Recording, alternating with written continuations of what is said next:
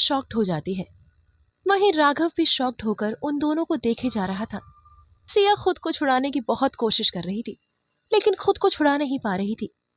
थोड़ी देर बाद अर्थव उसके होठों को छोड़ता है तो सिया गुस्से में अपना हाथ उठाकर अर्थव को मारने वाली होती है कि तभी अर्थव उसका हाथ पकड़कर पीछे की तरफ मोड़ देता है और गुस्से में अपने दांत पीसते हुए बोलता है, पहले तुमने मुझ पर हाथ उठा लिया, लेकिन बार बार नहीं। तुम पछताओगी कि क्यों तुमने अर्थव सिंघानिया पर हाथ उठाया। सिया भी कम नहीं थी, गुस्से में बोलती है, सिया ऐसा कोई काम नहीं करती जिसके लिए उसे बाद में पछताना पड़े, लेकिन तुम्हारी गारंटी लेती हूँ, तुम जरूर पछताओगे। राघव सिया के पास जाने वाला होता है, तभी बॉडीगार्ड उसे रोक लेते हैं। आप वहां नहीं जा सकते। राघव गुस्से में कहता है, मुझे जाने दो, तुम जानते नहीं मैं कौन हूं। राघव की बात सुनकर अर्थव का असिस्टेंट मुस्कुरा देता है, आप नहीं जानते कि इस वक्त आप किसके सामने खड़े हैं। आपकी भलाई इसी में है कि आप यहां से चले जाएं। राघव गुस्से में अपने दांत पीसते हुए रह जाता है। जितना गुस्सा उसे बॉडीगार्ड पर आ रहा था, उतना ही गुस्सा उसे सिया पर भी आ रहा था। आखिर उसे क्या जरूरत थी उस लड़की को बचाने की। अर्थव डेविल स्माइल करते हुए कहता है, I like your attitude baby. Siya गुस्से में बोलती है, लेकिन मुझे तुम बिल्कुल भी पसंद नहीं, ना ही तुम्हारा एटीट्यूड और ना ही तुम। तो बेहतर होगा यहाँ से चले जाओ, क्योंकि मुझे बेफालतू के चेहरे देखने की कोई जरूरत नहीं। और वैसे भी आज मेरा इंटरव्यू है और मैं नहीं चाहती तुम्हारे जैसे राक्षस की शक्ल देखकर मेरा दिन खराब जाए और मेरा इंटरव्यू खराब हो। बोलकर खुद को छुड़ा लेती है। सभी लोग शॉक्ड होकर सिया को देख रहे थे। अर्थव मुस्कुराते हुए कहता है, मेरी पकड़ से तो खुद को आजाद कर लिया, लेकिन पिंजरे से खुद को कैसे आजाद करोगी। अर्थव की बात सुनकर सिया गुस्से में अर्थव की तरफ देखती है, मुझे कैद करना इतना आसान नहीं। अर्थव एटीट्यूड में कहता है, काफी एटीट्यूड है, आई लाइक इट, लेकिन अर्थव सिंघानिया के लिए कुछ भी करना मुश्किल नहीं। 1 हफ्ते के अंदर खुद मेरे पास आओगी गिड़गिड़ाते हुए मुझसे माफी मांगने। अर्थव की बात सुनकर सिया मुस्कुराती है और उसकी आंखों में आंखें डालकर उसे चैलेंज देने के अंदाज में बोलती है, सपने देखना अच्छी बात है, लेकिन दिन के सपने कभी पूरे नहीं होते। तुम्हारा ये सपना सिर्फ सपना बनकर ही रह जाएगा। अर्थव गुस्से में कहता है, अर्थव सिंघानिया कभी सपना नहीं देखता, जो कहता है उसे सच करके रहता है। सिया हंसते हुए उसका मजाक उड़ाकर बोलती है, तुम क्या सलमान खान हो जो उनका डायलॉग मार रहे हो। मैंने एक बार कमिटमेंट कर दी तो मैं खुद की भी नहीं सुनता। एनीवे, मैं भगवान से प्रार्थना करूंगी कि आइंदा मुझे तुम्हारी शक्ल देखने को ना मिले। बोलकर गुस्से में अर्थव को एक नजर देखकर राघव का हाथ पकड़कर वहां से निकल जाती है। अर्थव गुस्से में जाती हुई सिया को देख रहा था। तुमने अच्छा नहीं किया अर्थव सिंघानिया को चैलेंज देकर। अब देखो मैं तुम्हारी जिंदगी कैसे नरक बनाता हूं। बोलकर गुस्से में अपने असिस्टेंट को बुलाता है। उसका गुस्सा देखकर डरते हुए उसका असिस्टेंट रॉकी उसके सामने आता है। पता करो ये लड़की कौन है जिसने अर्थव सिंघानिया को चैलेंज दिया है।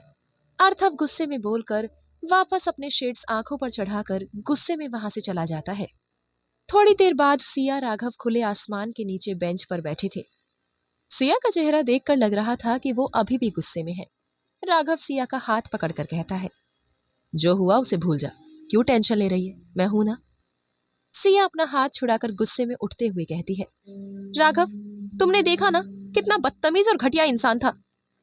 राघव बेंच से उठकर सिया के दोनों कंधों को पकड़कर उसका चेहरा अपने सामने करता है।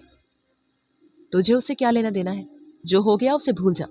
और आज तो तेरा इंटरव्यू था, कोई बात नहीं, इंटरव्यू को छोड़, आज सेलिब्रेट करते हैं। सिया हैरान होकर राघव को देखती है। सेलिब्रेट किस लिए? राघव मुंह बनाते हुए कहता है, तुम भूल गई? अच्छा ये बताना आज कौन सी तारीख है। सिया सोचती है, तभी अचानक से उसे याद आता है और वो अपनी जीभ को अपनी दांतों से दबा लेती है। आई एम सॉरी, मैं भूल गई।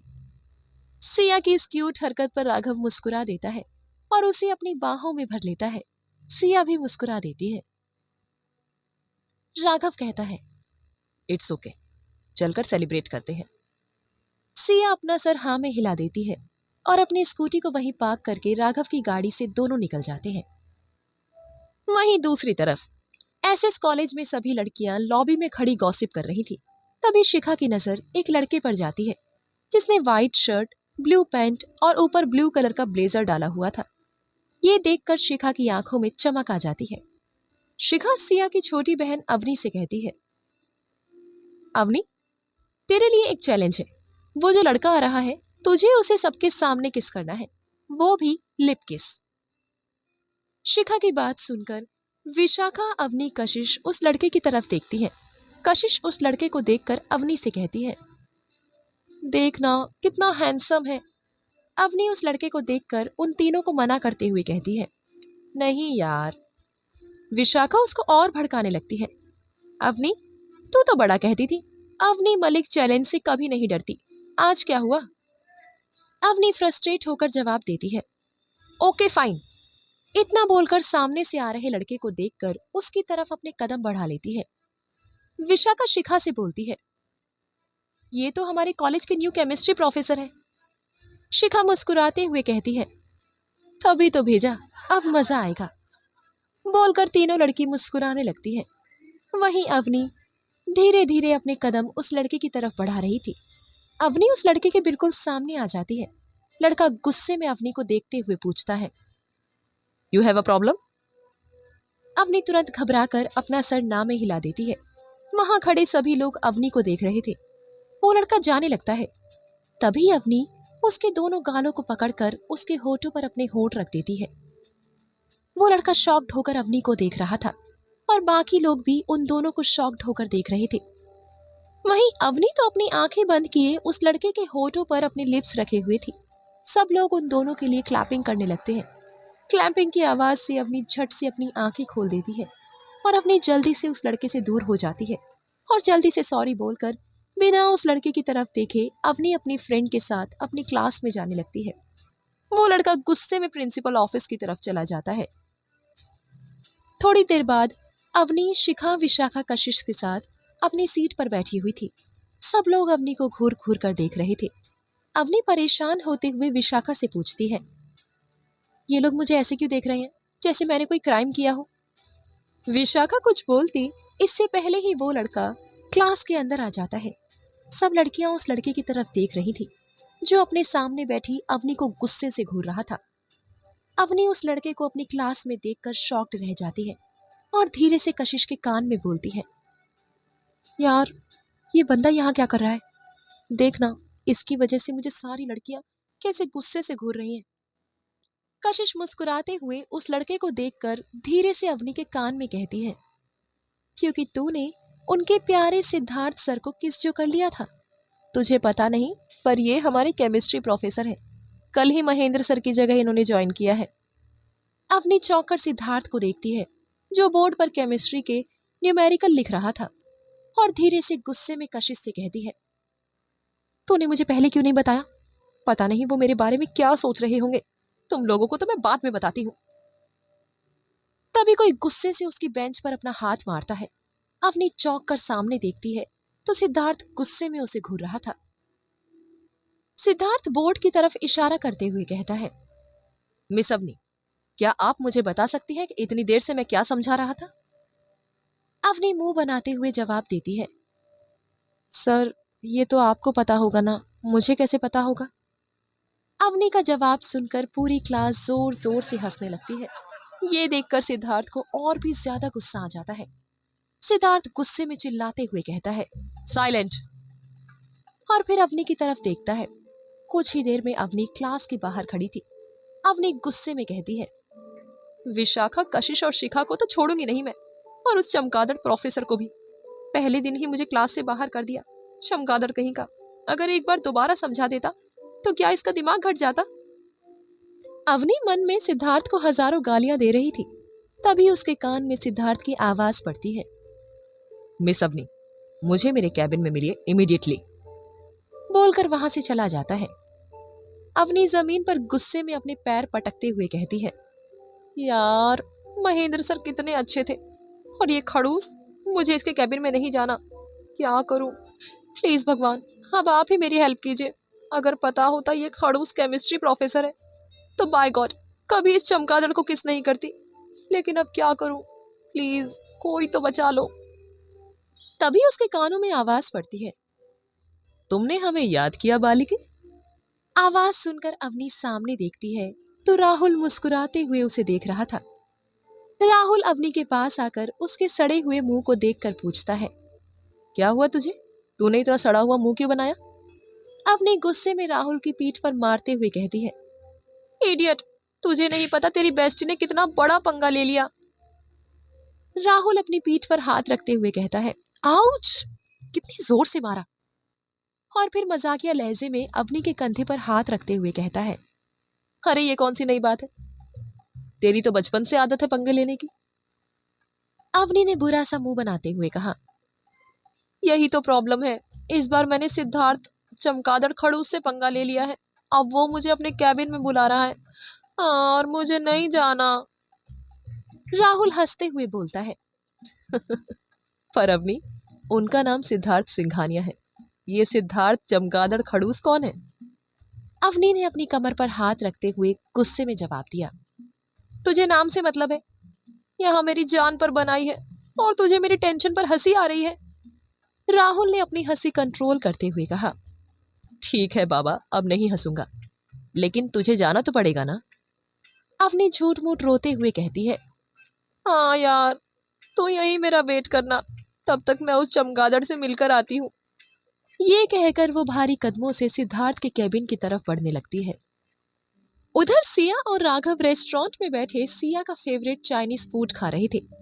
हालांकि सिया का गुस्सा अभी पूरी तरह शांत नहीं हुआ था, लेकिन वो खाने को कभी इग्नोर नहीं करती।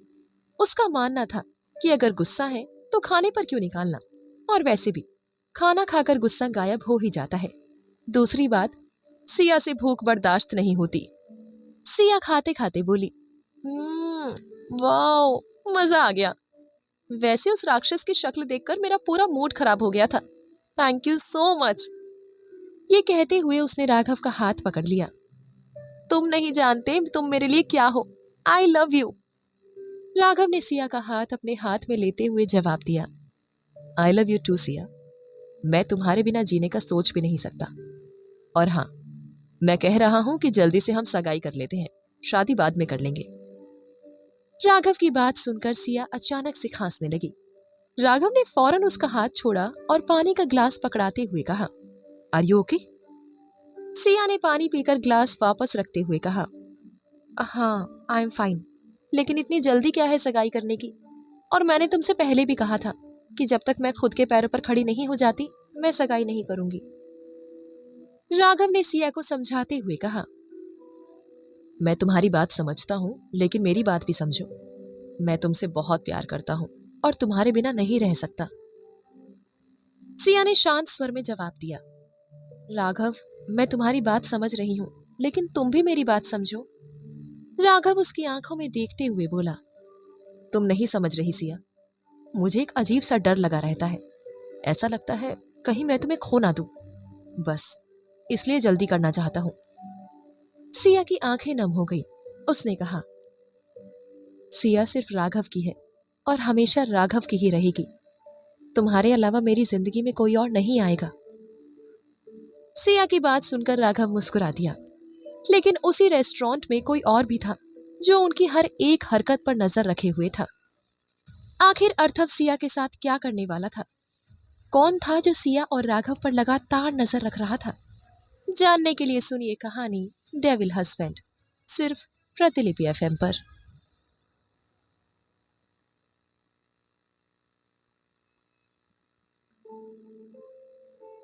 सिया कहती है, राघव, मैं तुम्हारी बात समझ रही हूं, लेकिन तुम भी तो समझो।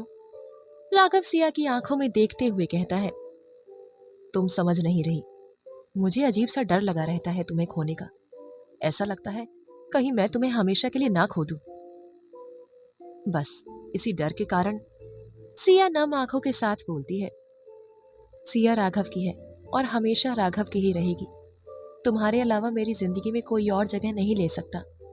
सिया की ये बात सुनकर राघव मुस्कुरा देता है, लेकिन रेस्टोरेंट के एक कोने में कोई और भी था जो उन दोनों पर नजर रखे हुए था। इन सब से अनजान सिया और राघव मुस्कुराते हुए एक दूसरे से बातें कर रहे थे। राघव कहता है, तो मिस सिया, अब आप कहाँ जाएंगी? मेरा मतलब है इंटरव्यू देने या फिर घर? सिया मुस्कुराते हुए बोलती है, तुमसे बात करके मेरा मूड बिल्कुल सही हो गया।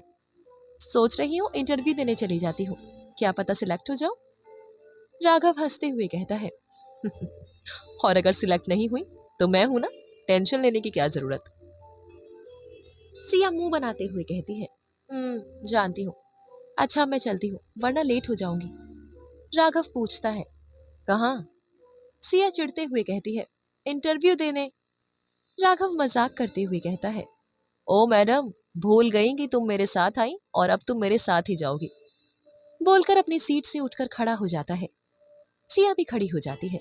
उसके बाद राघव सिया दोनों बिल पे करके रेस्टोरेंट से बाहर आकर दोनों कार में बैठकर वहां से निकल जाते हैं। वहीं दूसरी तरफ अवनी सिद्धार्थ के कैबिन के बाहर खड़ी होकर खुद से कहती है, अब कुएं के पास आ ही गई हूं तो कूदने से क्या डर।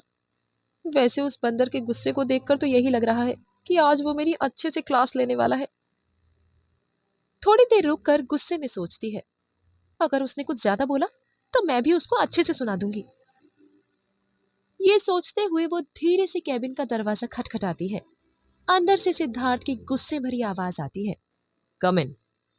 उसकी आवाज सुनकर अवनी थोड़ा सहम जाती है और बड़बड़ाते हुए कहती है, इसकी आवाज इतनी खतरनाक क्यों है, जैसे आज ये मेरा मर्डर करने वाला हो।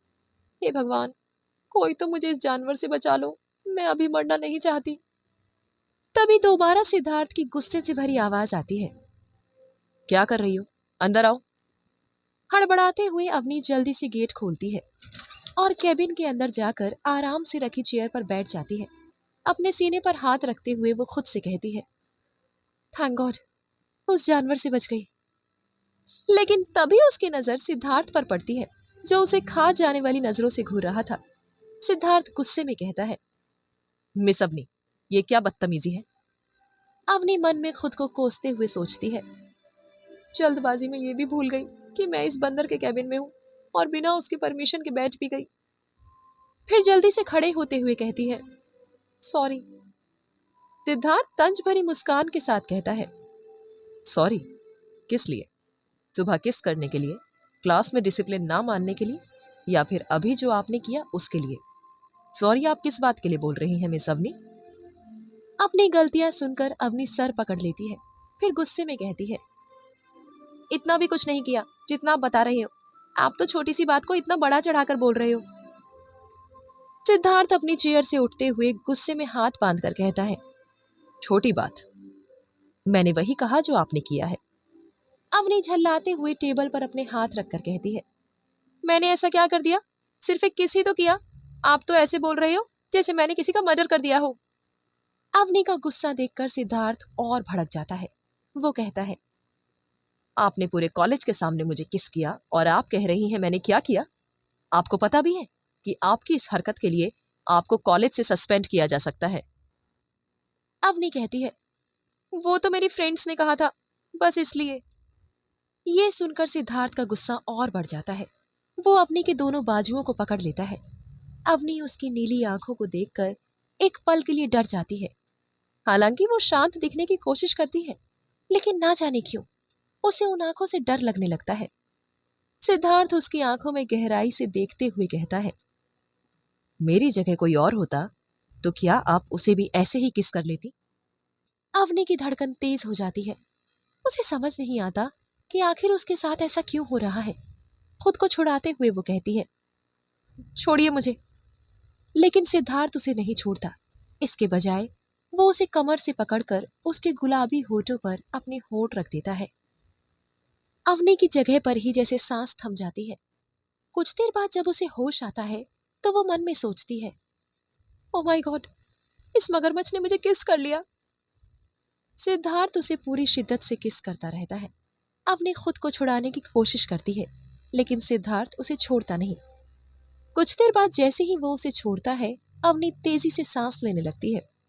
गुस्से में सिद्धार्थ को जलती हुई नजरों से घूरते हुए कहती है, आपको शर्म नहीं आती एक लड़की को जबरदस्ती किस करते हुए? सिद्धार्थ हंसते हुए कहता है, लड़की को नहीं करूंगा तो क्या लड़के को करूंगा? सिद्धार्थ की बात सुनकर अवनी का गुस्सा और बढ़ जाता है। वो कहती है, लोग क्या सोचेंगे? सिद्धार्थ मुस्कुराते हुए कहता है, लोगों को बताएगा कौन? तुम तो नहीं बताओगी। और रही बात किस करने की, तो शुरुआत किसने की थी? ये सुनकर अवनी को गुस्से और शर्म के मारे कुछ समझ नहीं आता।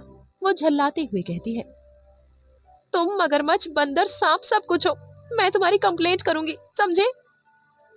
सिद्धार्थ सिर झुकाकर मुस्कुराते हुए कहता है, अगर तुम चाहती हो कि मैं तुम्हें दोबारा किस करूं, तो मुझे कोई प्रॉब्लम नहीं है। ये सुनकर अवनी तुरंत दरवाजा खोलकर कैबिन से बाहर भाग जाती है, जैसे उसकी ट्रेन छूट रही हो। सिद्धार्थ उसकी ये हरकत देखकर मुस्कुराते हुए कहता है, पागल लड़की। वहीं अवनी भागते भागते राहुल से टकरा गई और दोनों जमीन पर गिर पड़े। अवनी अपनी कमर को पकड़कर दर्द से कराहते हुए बोलती है, ओ गॉड, आज का दिन ही खराब है। पहले मगरमच्छ, फिर बंदर, और अब मेरी कमर। तभी उसकी नजर राहुल पर पड़ी, जो जमीन पर बैठा हक्का बक्का अवनी को देख रहा था। आसपास खड़े लोग हंसने लगे और ये देखकर अवनी को गुस्सा आ गया।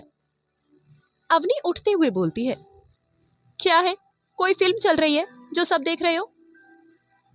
राहुल भी उठ गया। तभी अवनी ने गुस्से में उसकी पीठ पर एक थप्पड़ जड़ दिया। इडियट, धीरे नहीं चल सकता था? जब देखो सुपरफास्ट ट्रेन बनकर भागता रहता है। राहुल पीठ सहलाते हुए बोला, आउच, इतनी जोर से क्यों मारा? मैं तो तुझे ही देखने आ रहा था। मुझे क्या पता था कि दो ट्रेनें आपस में भिड़ जाएंगी। राहुल की बात सुनकर अवनी भौचक्की रह गई। क्या कहा? तूने मुझे ट्रेन कहा? राहुल ने हंसते हुए उसे मनाने की कोशिश की। अरे मजाक कर रहा था। अच्छा ये बता कि तेरे चमगादड़ प्रोफेसर ने आज क्या कहा? ये सुनते ही अवनी को सिद्धार्थ की बात याद आ गई और उसका चेहरा गुस्से से लाल हो गया।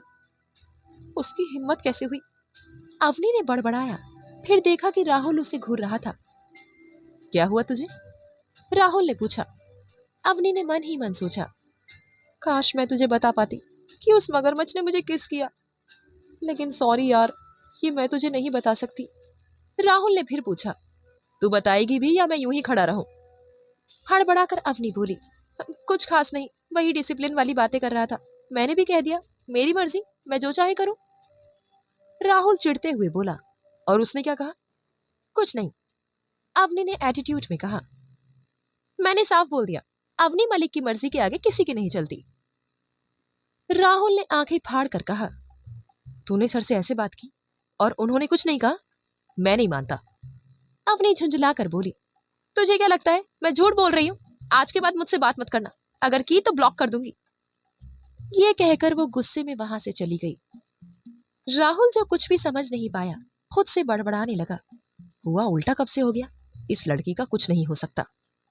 फिर अपने सर पर हाथ मारते हुए बोला, जाकर मना ले, वरना ये तुझे सच में ब्लॉक कर देगी। उधर सिया खुराना ने कंपनी में इंटरव्यू दिया और स्कूटी से घर के लिए निकल गई। वहीं अर्थव गुस्से में अपनी कंपनी पहुंचा। उसके गुस्से से भरी एंट्री देखकर गॉसिप कर रहे कर्मचारी अचानक शांत हो गए। अर्थव चिल्लाया, यहाँ तुम्हें काम के पैसे मिलते हैं, गॉसिप करने के नहीं। उसकी आवाज सुनकर कर्मचारी डर के मारे कांपने लगे।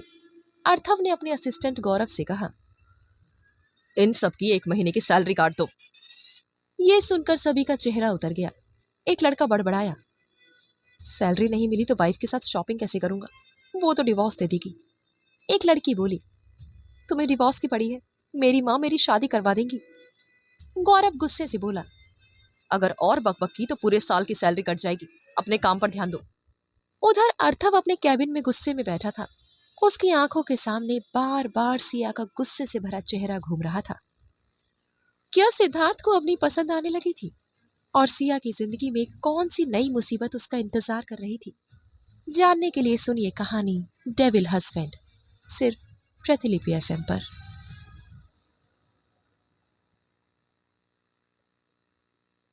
राघव को कॉल किया और खुश होकर बताया कि उसकी जॉब लग गई। राघव खुश हुआ, लेकिन थोड़ा गुस्से में बोला, तुम बाकी लड़कों से दूर रहोगी, जो हुआ वो मैं नहीं चाहता। सिया मुस्कुराते हुए बोली, इतना प्यार और गुस्सा? अब एक और गुड न्यूज है। राघव ने पूछा, क्या गुड न्यूज है? सिया बोली, मैं आज रात हमारे एंगेजमेंट के बारे में मम्मी पापा से बात करूंगी। तुम अपनी फैमिली को लेकर हमारे यहाँ डिनर पर आओ। राघव मुस्कुराते हुए बोला, ठीक है, मिलते हैं। सिया ने मम्मी पापा को बताया और दोनों परिवारों के बीच सब कुछ सेट था। सिया ने किचन में मदद की और परिवार खुशी से डिनर की तैयारी करने लगा। वहीं दूसरी तरफ राघव ने अपने मॉम डैड को फोन करके बता दिया था। वो दोनों भी बहुत खुश थे मलिक फैमिली से मिलने के लिए। कुछ ही घंटों बाद तीनों मलिक हाउस जाने के लिए निकलने वाले थे। ऑटो मलिक हाउस के ठीक सामने आकर रुका और गुस्से में भरी अवनी तेजी से बाहर निकली। उसने ऑटो ड्राइवर से पूछा, कितना हुआ? ऑटो ड्राइवर ने कहा, 200 रुपए। अवनी भड़क उठी, इतना महंगा? मैं तुम्हारे ऑटो से आई हूं, कोई एरोप्लेन से नहीं। 50 पकड़ो। कहकर उसने 50 का नोट ड्राइवर की तरफ बढ़ा दिया। ऑटो ड्राइवर ने शांत लेकिन दृढ़ स्वर में कहा, मैडम 200 रुपए दीजिए। अवनी गुस्से में और भड़क गई। 50 लेना हो तो लो, वरना भाड़ में जाओ। कहकर उसने 50 रुपए ऑटो में रखे और आगे बढ़ने लगी। ड्राइवर ने उसे फिर से रोका। मैडम 200 रुपए नहीं तो कम से कम 150 तो दीजिए। अवनी ने झुंझलाकर 100 रुपए का नोट निकाला और उसके हाथ में थमाते हुए कहा, लुटेरा कहीं का। फिर मलिक हाउस के अंदर चली गई। ड्राइवर उसे जाते हुए देख मुस्कुराया और खुद से कहा, बॉस ने कहा था, वरना इस पागल लड़की को कभी छोड़ने नहीं आता। उसने फोन निकालकर किसी को कॉल किया। लड़की को उसके घर छोड़ दिया, उसने बताया। दूसरी तरफ से आवाज आई, गुड, तुम्हें तुम्हारे पैसे मिल जाएंगे। फोन कटते ही ड्राइवर मुस्कुराया और ऑटो स्टार्ट कर वहां से निकल गया। अंदर गुस्से से बड़बड़ाती अवनी दरवाजे से भीतर आई। आज का दिन ही खराब है। पहले उस मगरमच्छ जैसे आदमी से पंगा और अब ये ऑटो ड्राइवर। पूरा लूट लिया। 50 रुपए ले लेता तो इसकी बीवी भाग जाती क्या? तभी उसे किचन से एक स्वादिष्ट खुशबू आई। वाह, क्या खुशबू है! अवनी मुस्कुराई और उसका गुस्सा फुर हो गया। वो जल्दी से किचन में पहुंची जहां सिया और ज्योति खाना बना रही थी। दी, क्या बना रही हो? अवनी ने खुशबू लेते हुए पूछा। सिया मुस्कुराई, पास्ता और बहुत कुछ। पहले फ्रेश हो जा। आप दोनों इतने खुश क्यों हो, मुझे भी बताओ। अवनी ने उत्सुकता से कहा। ज्योति ने मुस्कुराते हुए बताया, तेरी दी की जॉब लग गई है और आज रात राघव की फैमिली डिनर पर आ रही है। अवनी खुशी से उछल पड़ी और सिया को गले लगाते हुए कहा, कॉन्ग्रेचुलेशंस दी। फिर शरारती लहजे में बोली, अब समझ आया पास्ता क्यों बन रहा है। राघव जीजू जो आ रहे हैं। सिया मुस्कुरा दी और ज्योति भी दोनों को देखकर हंस पड़ी। सॉरी, मैं तुझे लेने नहीं आ पाई, सिया ने कहा। इट्स ओके दी, अवनी ने जवाब दिया। अब तू फ्रेश हो जा, सिया ने कहा। अवनी चिढ़ते हुए बोली, ओहो, जीजू से मिलने की इतनी बेकरारी। सिया हंसते हुए बोली, अवनी की बच्ची, अभी तुझे बताती हूँ। और अवनी उसे चिढ़ाकर भाग गई। ज्योति ने सिया से कहा, बेटा सब कुछ तैयार हो गया है, अब तुम भी जाकर रेडी हो जाओ। बस पास्ता बन जाए फिर जाती हूँ, सिया ने मुस्कुराते हुए जवाब दिया।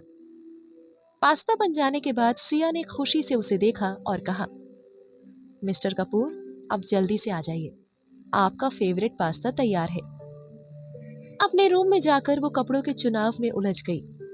क्या पहनूं, सब चेक करती हूँ। उसने सारे कपड़े बेड पर रखे और ट्राई करने लगी। तभी उसका फोन बजा। राघव। स्क्रीन देखकर वो मुस्कुराई। आज ब्लैक पहनना, राघव ने कहा। तुम्हें कैसे पता मैं कपड़े चुन रही हूँ? सिया ने हंसते हुए पूछा। मैं तुम्हारे दिल दिमाग में रहता हूँ, राघव ने शरारती अंदाज में कहा। सिया शर्मा गई। ठीक है, अब मैं फोन रखती हूँ। फोन रखते ही वो ब्लैक फ्रॉक सूट चुनकर तैयार होने लगी।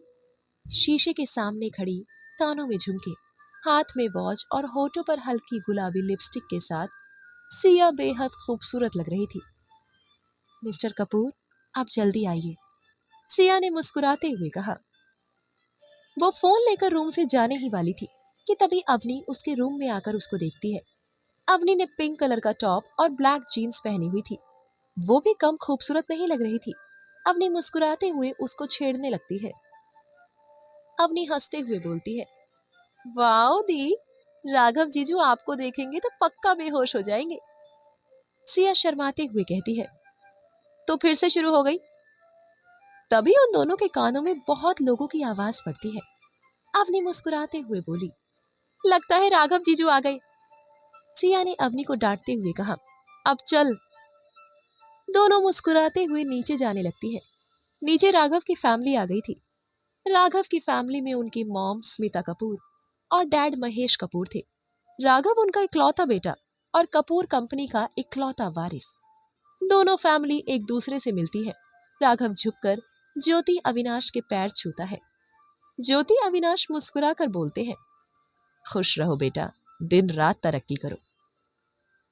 तभी राघव की नजर सीढ़ियों से उतरती सिया पर पड़ी। ब्लैक कलर का सूट, होठों पर गुलाबी लिपस्टिक, माथे पर छोटी सी बिंदी और चेहरे पर आ रहे उसके बाल। राघव तो सिया को देखता ही रह गया। वहीं जब सिया की नजरें राघव से मिली तो सिया हल्के से मुस्कुरा दी। उसे मुस्कुराता देख राघव के चेहरे पर भी स्माइल आ गई।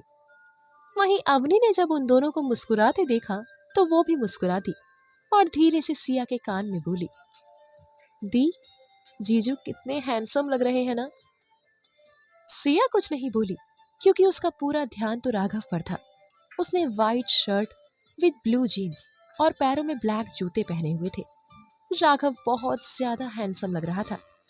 दोनों की नजर एक दूसरे से हट ही नहीं रही थी। तभी ज्योति जी की आवाज उन दोनों के कानों में पड़ती है और दोनों अपने सेंस में वापस आ जाते हैं। ज्योति सिया से बोली, बेटा आशीर्वाद लो। सिया जी ममा बोलकर स्मिता और महेश जी के पैर छूती है। स्मिता सिया को अपने गले से लगा लेती है और मुस्कुराते हुए स्मिता बोलती है, अब जल्दी से मेरे घर की बहू बनकर आ जाओ। सिया शर्मा कर अपना सर झुका लेती है। अवनी आगे बढ़कर स्मिता महेश से नमस्ते करती है और राघव के पास जाकर धीरे से उसके कान में कहती है। अवनी राघव की टांग खींचते हुए बोलती है, जीजू, दी को ऐसे ही देखते रहोगे या उनसे शादी भी करोगे? राघव धीरे से कहता है, तुम्हारी दी माने तब ना। मैंने तो कितनी बार बोला है उससे शादी के लिए, पर वो मानती ही नहीं। अवनी कहती है, शादी नहीं तो एंगेजमेंट ही कर लो ताकि आपको दी से मिलने का परमानेंट लाइसेंस मिल जाए। अवनी की बात सुनकर राघव मुस्कुरा देता है। उसके बाद सब लोग डाइनिंग टेबल पर बैठकर बातें करने लगते हैं। सिया, ज्योति, अवनी सबको खाना सर्व करने लगती है। स्मिता मुस्कुराते हुए कहती है, सिया बेटा, तुम भी हमारे साथ आकर खा लो। ज्योति सिया की तरफ देखकर बोलती है, हाँ बेटा जाओ। सिया धीरे से स्मिता जी के बगल वाली चेयर पर जाकर बैठ जाती है। ज्योति जी खाना सर्व करने लगती है। वहीं अवनी राघव को पास्ता देते हुए धीरे से कहती है, दी ने खासकर अपने हाथों से आपके लिए आपका फेवरेट पास्ता बनाया है। अवनी की बात सुनकर राघव मुस्कुराते हुए सिया को देखता है, जो सर झुकाकर स्मिता जी की बातें सुन रही थी। राघव मुस्कुराते हुए पास्ता खाने लगता है और सिया को इशारा करके बताता है कि पास्ता बहुत अच्छा बना है। सिया बदले में मुस्कुरा देती है। वहीं दूसरी तरफ अर्थव गुस्से में अपने कैबिन में बैठा था। उसकी आंखों के सामने बार बार सिया का गुस्से से भरा चेहरा आ रहा था। उसने गुस्से में टेबल से वास उठाकर दीवार पर फेंक दिया और चिल्लाया, तुमने अपनी जिंदगी की सबसे बड़ी गलती की है, अर्थव सिंघानिया पर हाथ उठाकर। अब तुम देखती जाओ मैं तुम्हारे साथ क्या करता हूं। उसकी आंखें गुस्से से लाल हो गई। तभी दरवाजे पर दस्तक हुई। अर्थव बोला, कम इन। उत्कर्ष डरते हुए अंदर आया। माहौल देखकर उसके चेहरे पर पसीना आ गया। अर्थव ने पूछा,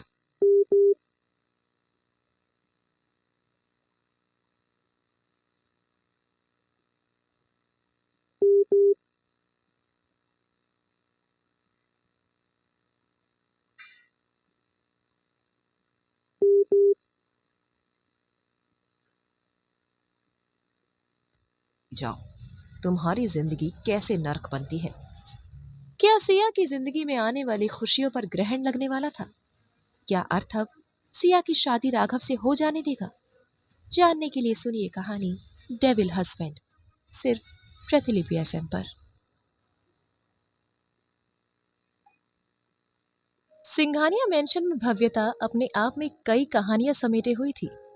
परिवार के सदस्य डाइनिंग टेबल पर रात का खाना खा रहे थे, लेकिन माहौल में एक अजीब सी खामोशी थी। ये खामोशी केवल अर्थव की अनुपस्थिति से नहीं, बल्कि उन उलझे हुए रिश्तों से भी थी। जो इस घर में गहराई तक जड़ जमा चुकी थी। इस परिवार की प्रमुख सदस्य थी गीतांजलि सिंघानिया, 62 वर्षीय दादी, जिनके अनुभव और स्नेह ने परिवार को एकजुट करने का प्रयास किया। अर्थव के पिता रावेंद्र सिंघानिया एक सख्त और महत्वाकांक्षी व्यवसायी थे, जिन्होंने अपनी पहली पत्नी नीलम सिंघानिया को एक सड़क दुर्घटना में खोने के बाद श्वेता सिंघानिया से दूसरी शादी की। श्वेता के 2 बच्चे थे, सिद्धार्थ, एक आत्मविश्वासी और थोड़ा अभिमानी युवक, और निशा, जो 22 साल की चुलबुली और खुश मिजाज लड़की थी और एसएस कॉलेज से ग्रेजुएशन कर रही थी।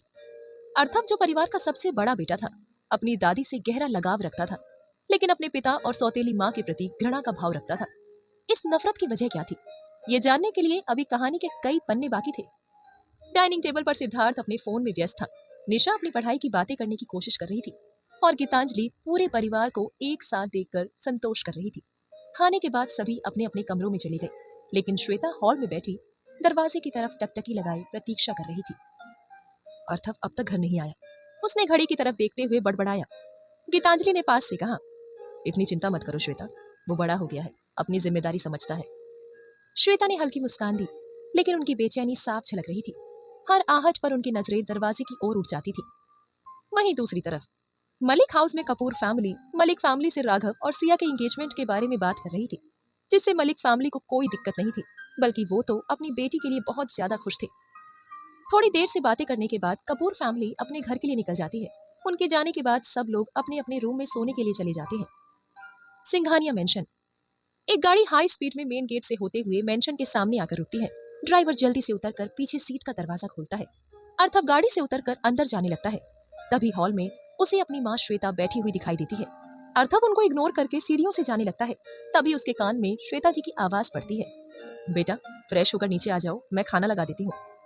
श्वेता की बात सुनकर अर्थव के कदम रुक गए। उसने गुस्से में पीछे मुड़कर देखा। अपना ये सो कॉल ड्रामा अपने हस्बैंड के सामने करना, मेरे सामने नहीं। अर्थव ये गुस्से में बोलकर अपने रूम में चला जाता है। अपने बेटे की ऐसी कड़वी बातें सुनकर स्मिता जी की आंखें भर आती हैं। अर्थव अपने रूम में आकर अपना कोट उतारकर बेड पर फेंक देता है और बालकनी में जाकर खड़ा हो जाता है। बालकनी में आ रही ठंडी हवाएं उसके चेहरे को छू रही थी, जिससे उसे सुकून मिल रहा था। अर्थव अपनी पॉकेट से सिगरेट का पैकेट निकालकर एक सिगरेट पीने लगता है और वहीं रखी चेयर पर बैठ जाता है। थोड़ी देर बाद अर्थव रूम में आकर वॉशरूम में चला जाता है। कुछ मिनट बाद शार लेकर वो रूम से निकलता है। उसने ब्लैक कलर का लोअर और ब्लैक कलर की टी शर्ट पहनी हुई थी। अर्थव आकर बेड पर लेट गया। उसके दिमाग में सिया फिर से घूमने लगी। वहीं दूसरी तरफ सिया सुकून से गहरी नींद में सो रही थी, इन सब से बेखबर कि आगे उसकी जिंदगी में कितनी मुसीबत आने वाली है। जो उसने गलती की थी, अर्थव सिंघानिया को थप्पड़ मारकर, उसे उस गलती की कितनी भारी कीमत चुकानी है। अगली सुबह सिया तैयार होकर नीचे आई। उसने ब्लू कलर का फ्रॉक सूट पहना हुआ था। ज्योति जी ने डाइनिंग टेबल पर ब्रेकफास्ट लगाया। सबने मिलकर ब्रेकफास्ट किया। आज अवनी सुबह भी जल्दी उठ गई थी। ब्रेकफास्ट करने के बाद सिया अवनी से बोलती है, अवनी चले? सिया बेटा तुम जाओ, अवनी को मैं उसके कॉलेज ड्रॉप कर दूंगा।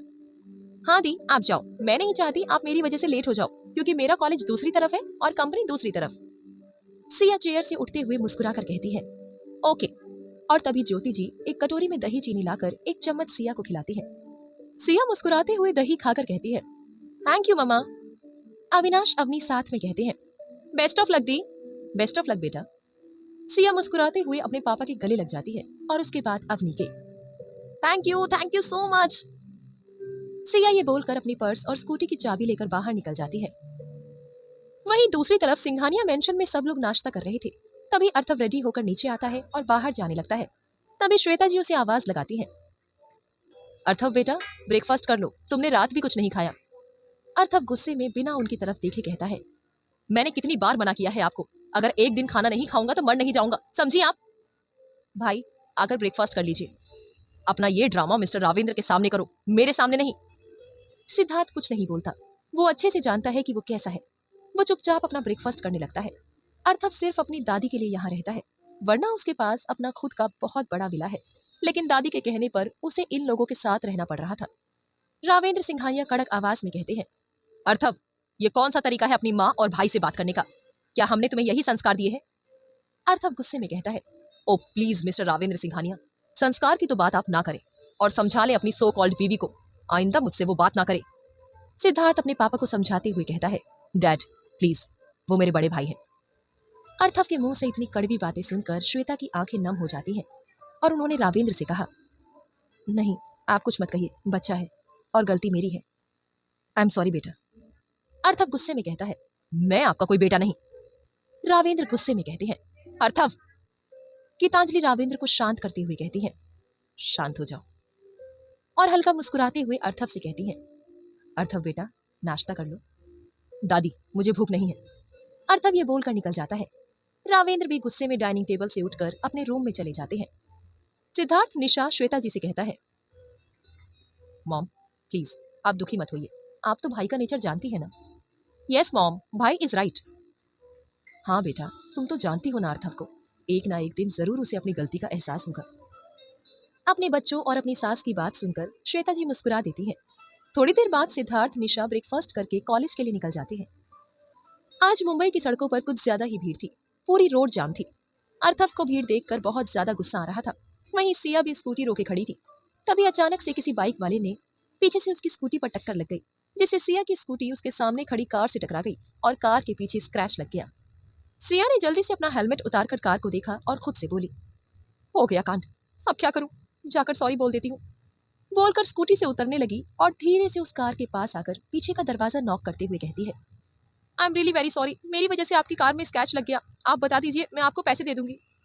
ओ रियली, तुम्हारी इतनी औकात है कि तुम अर्थव सिंघानिया को पैसे दे सको। बोलते हुए अर्थव पीछे का दरवाजा खोलकर एटीट्यूड में कार से उतरता है। उसके उतरते ही ड्राइवर भी उतरकर खड़ा हो जाता है। सिया उसको देखकर शॉक्ड रह जाती है और फिर गुस्से में कहती है, अगर मुझे पहले पता होता कि ये गाड़ी तुम्हारी है, मैं कभी नहीं आती। गलती हुई है इसलिए माफी मांग रही हूँ, तुम्हारी तरह नहीं हूँ। ये बताओ पैसे कितने हुए। बोलकर अपने पर्स से पैसे निकालने लगती है। अर्थव एटीट्यूड में अपनी कार से सिर टिकाकर खड़ा हो जाता है। धीरे धीरे भीड़ भी कम हो जाती है और थोड़ी देर में रोड पूरा खाली हो जाता है। बस इक्का दुक्की गाड़ी ही बची थी। तुम अर्थव सिंघानिया को पैसे पे करोगी? कितने करोगी? 500, 1000, 2000, 10,000, 20,000 या 1,00,000? कितने पे कर सकती हो? सिया समझ गई कि अर्थव उसका मजाक उड़ा रहा है। सिया मुस्कुराते हुए कहती है, जितना डैमेज हुआ है। रहने दो। अर्थव मुस्कुराते हुए रहने दो बोलकर सिया के गोरे चेहरे को देखता है और झटके से उसे कमर से पकड़कर अपने करीब कर लेता है। सिया शॉक्ड रह जाती है। अर्थव उसके गोरे मासूम चेहरे पर अपनी उंगली फेरने लगता है और झटके से सिया को खुद से दूर कर देता है और अपनी पॉकेट से नोटों की गड्डी निकालकर उसके हाथ में पकड़ाते हुए कहता है, ये पैसे क्योंकि मैंने तुम्हें टच किया। वैसे तरीका अच्छा था पैसे निकलवाने का और तुम्हारा तरीका काम भी कर गया। बोलकर जाने के लिए मुड़ता है। तभी सिया उसका हाथ पकड़कर गुस्से में उसके गाल पर एक जोरदार थप्पड़ रख देती है और उसी के स्टाइल में अपने हाथ में पकड़े रुपयों को उसके हाथों में रख देती है। अर्थव गुस्से में अपनी लाल आंखों से सिया को घूर रहा था, जैसे सिया को वो कच्चा चबा जाएगा। ये रुपए तुम्हारे लिए क्योंकि मैंने तुम्हें थप्पड़ मारा। और अपने पर्स से 2,000 का नोट निकालकर उसके हाथ में रख देती है और गुस्से में कहती है, इन रुपयों से तुम्हारी कार भी ठीक हो जाएगी और जो पैसे बच जाए उनसे अपने दिमाग का इलाज करवा लेना, समझे। बोलकर वहां से अपनी स्कूटी के पास चली जाती है। स्कूटी स्टार्ट कर अपना हेलमेट पहनकर वहां से निकल जाती है। अर्थव गुस्से में अपने हाथ की दोनों मुट्ठियां भींच लेता है। उसके गुस्से को देखकर ड्राइवर भी डर से कांपने लगता है। तुम्हें ये थप्पड़ कितने भारी पड़ने वाले हैं, तुम ये सोच भी नहीं सकती सिया मलिक। बहुत गुरूर है ना तुम्हें खुद पर। देखना मैं तुम्हारा गुरूर कैसे तोड़ता हूँ। तुम्हें मैंने अपने पैरों पर ना झुकाया तो मेरा नाम भी अर्थव सिंघानिया नहीं। बोलकर गुस्से में अपने हाथ को कार के शीशे पर मार देता है। भी अर्थव सिंघानिया नहीं। अर्थव ये बोलकर गुस्से में अपने हाथ को कार के शीशे पर मार देता है। उसके हाथ से खून निकलकर जमीन पर बहने लगता है। ड्राइवर खून को देखकर डरते हुए अर्थव से कहता है, बॉस आपके हाथ से खून निकल रहा है। ड्राइवर की बात सुनकर अर्थव गुस्से से ड्राइवर को देखता है, जिसकी लाल आंखें देखकर ड्राइवर डर से कांपने लगता है। उसे ऐसा लगा जैसे उसके सामने मौत के देवता यमराज खड़े हों। अर्थव अपनी गुस्से से भरी आवाज में बोलता है, get another car fast. Driver ने तुरंत किसी को कॉल किया। कुछ ही देर बाद अर्थव के सामने ब्लैक कलर की गाड़ी खड़ी थी। अर्थव उसमें बैठकर अपने ऑफिस के लिए निकल गया। वहीं सिया खुराना कंपनी पहुंचती है। वहां बैठे एम्प्लॉय उसे और उसके कपड़ों को देख रहे थे। उसने ब्लू कलर का फ्रॉक सूट पहन रखा था। एक लड़की उसके कपड़ों को देखकर कहती है, देखो तो खुराना कंपनी में कौन आया है। और ये बोलकर हंसने लगती है। उसके पास बैठी लड़कियां भी सिया को देखकर हंसने लगती हैं और उसके कपड़ों के बारे में तरह तरह की बातें करने लगती हैं। लेकिन सिया इन सबको इग्नोर करके एक स्टाफ से पूछकर मैनेजर के केबिन की तरफ जाने लगती है। केबिन के पास पहुंचकर सिया धीरे से डोर को नॉक करती है। कम इन सर। आवाज सुनकर मैनेजर उसे अंदर आने के लिए बोलता है। सिया धीरे से डोर खोलकर अंदर जाती है। जी हाँ बोलिए, क्या काम था? आपने कॉल किया था, और बोला था कि किसी एम्प्लॉय के लिए। जी हाँ, तो आप ही हैं सिया मलिक? Yes sir. हमने आपके डॉक्यूमेंट देखे हैं, आपकी जॉब यहाँ बिल्कुल पक्की है, आपके जैसे एम्प्लॉय की जरूरत है। उसके बाद मैनेजर अपने केबिन के बाहर खड़े स्टाफ को बुलाकर कहता है, मैम को उनका सेटअप दिखाओ। Yes sir.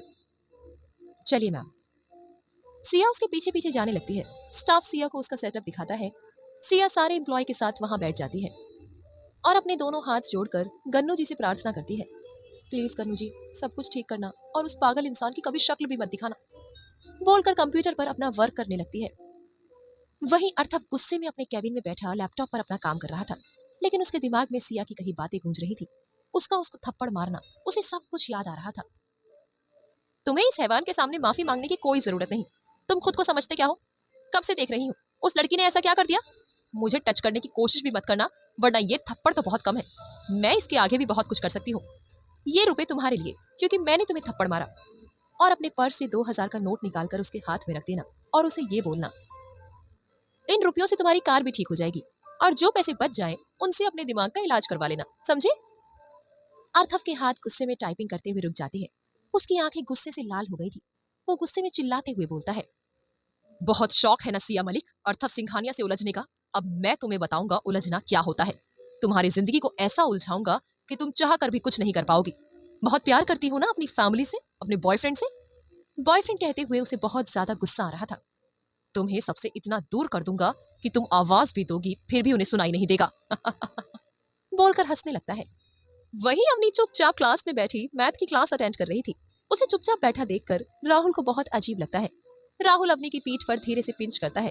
अवनी जोर से चिल्ला पड़ती है, आ!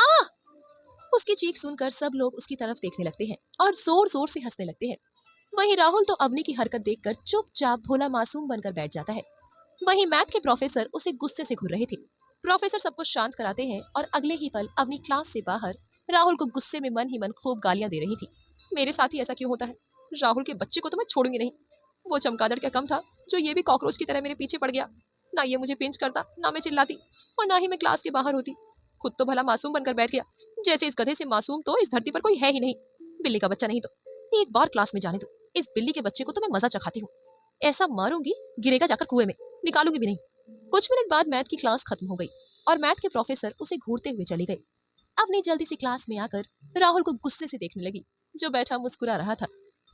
अवनी राहुल के पीठ पर एक मुक्का जड़ देती है। बहुत मजा आ रहा था ना तुझको मुझे बाहर भेजकर? तुझे तो मैं बताती हूँ।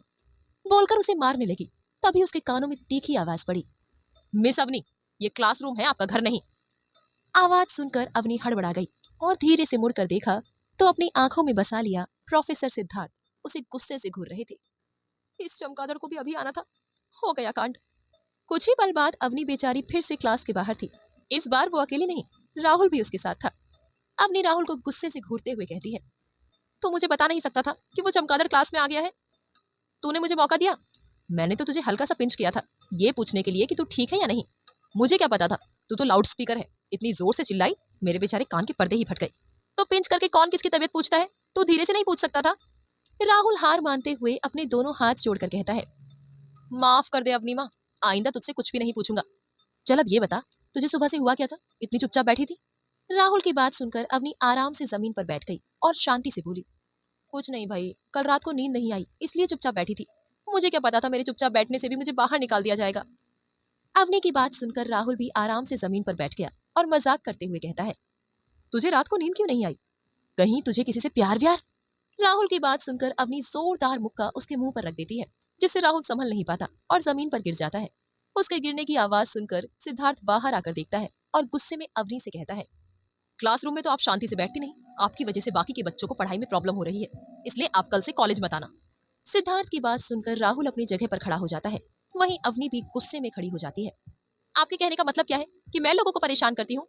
सिद्धार्थ कुछ नहीं बोलता और सीधा क्लासरूम में चला जाता है। अवनी उसे जाकर देखकर मुस्कुराते हुए बोलती है, देखा तूने कैसे डर कर भाग गए?